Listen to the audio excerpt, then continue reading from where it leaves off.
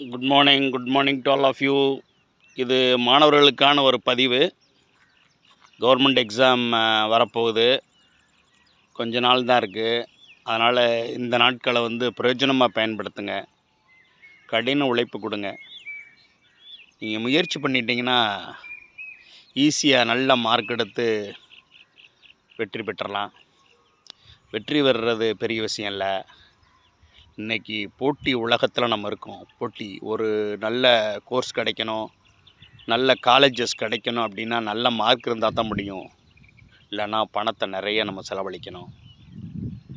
அதனால் பெற்றோர்களுக்கும் அவங்கள இந்த அளவுக்கு படிக்க வைக்கிறாங்க, எவ்வளோ கஷ்டப்பட்டு படிக்க வைக்கிறாங்க.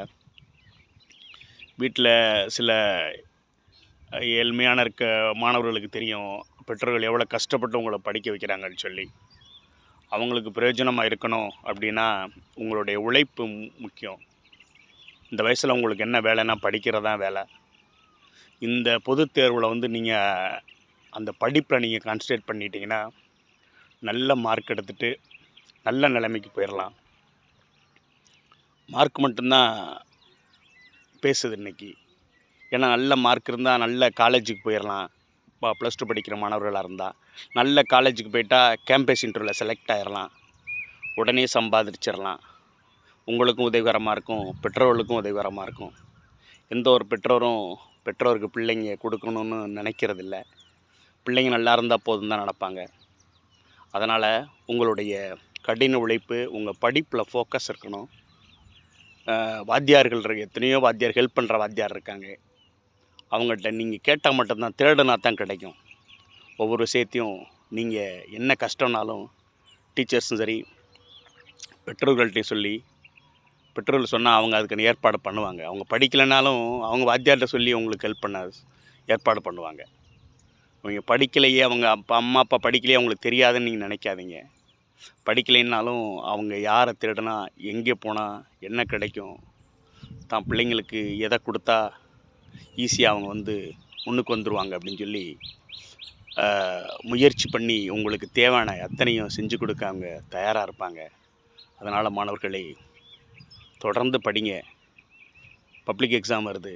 இதில் முக்கியமான விஷயம், கடந்த வருஷங்களில் கேட்ட அந்த கேள்வி பதில் எடுத்துக்கிட்டு அதை ப்ராக்டிஸ் பண்ணாலே 70% மேலே போயிடலாம். இது வரைக்கும் நடந்த பப்ளிக் எக்ஸாம் கொஸ்டின் ஆன்சரை நீங்கள் அந்த கொஸ்டின் மட்டும் படித்து நீங்கள் ப்ராக்டிஸ் கொடுத்தா கூட